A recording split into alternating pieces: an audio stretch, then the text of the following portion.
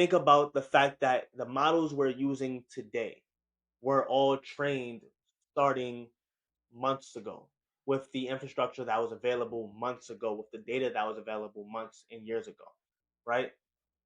When we get to 2031, when we get to even 2029, those models will have been built on the infrastructure that is being deployed today. A lot of this infrastructure has been specifically tuned to train AI models, LLMs. And a lot of this infrastructure is being specifically developed in order to run these models. So we might see efficiency gains.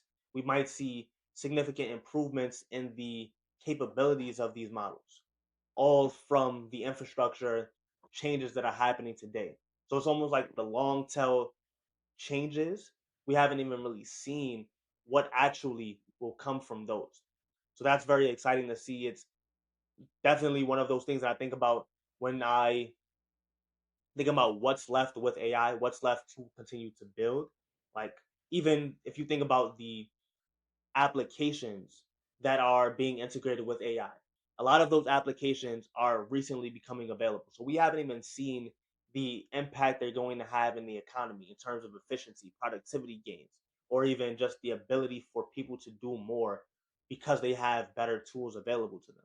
So the next, I think by the time we get to 2031, that's going to be such an interesting time to be alive, to be, seeing what's happening and what's going on.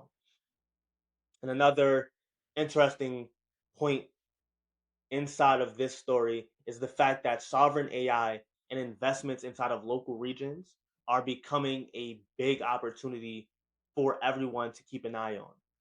If you're seeking an opportunity or some type of position outside of the US, we're going to start seeing those companies, those regions actually starting to need the talent. They're starting to need uh, data engineers. They're starting to need cloud security engineers, cloud engineers, platform engineers. All of these engineering roles, these high level tech roles, we're going to need more of them as soon as we get more data centers, because the data centers are a resource. Now, to actually get the value from that resource, you need all of these different specialized roles. So that's a great opportunity for people that are looking to kind of expand their careers or their business outside of the US.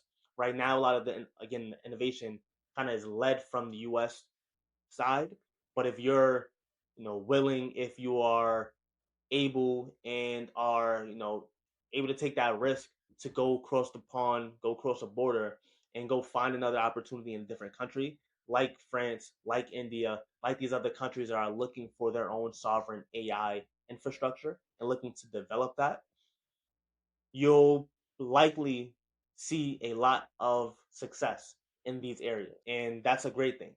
Uh, Part of the story that's not told when people talk about the build out of the AI infrastructure, and they talk about a lot of jobs being lost, but they always forget the amount of human expertise and the amount of human talent and energy that is still required to make these investments valuable. And that's going to help democratize the access to opportunities to everyone across the globe, especially if we start to see these build outs continue to happen in different areas, different regions. It won't just be centralized and localized to, one type community. And it's something very exciting to keep in mind.